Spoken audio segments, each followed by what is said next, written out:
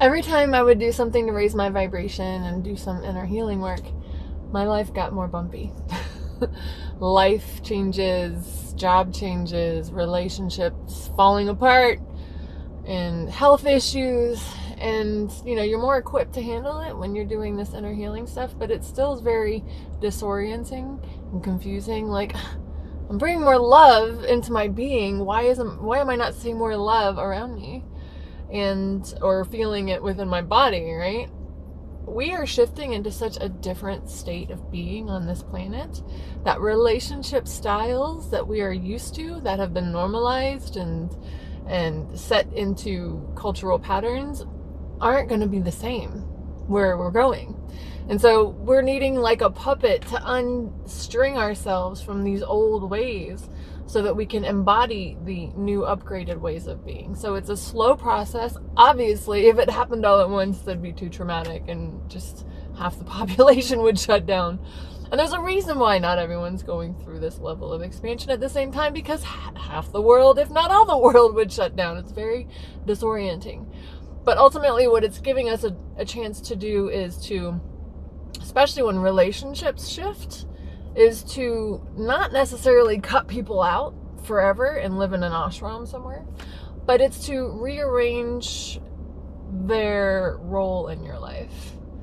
We have normalized codependency and attachment, very dysfunctional attachment styles, and dependence on other people approving of us. Like, there's so many unhealthy normalized patterns in how we relate to other people that it's unknowingly but very true coming from fear.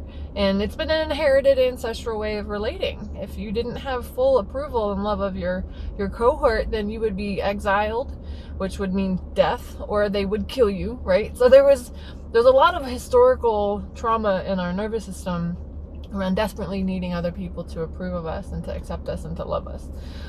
But so we're unplugging from all that. So as you do your own inner healing work, you're going to see a destabilization and even a purge of people that have been your day-to-day, your ride or die, we've always been this.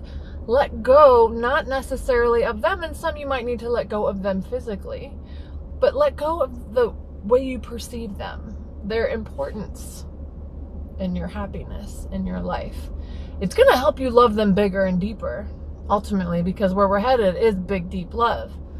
But for a time, it can be uncomfortable as you energetically cut people out.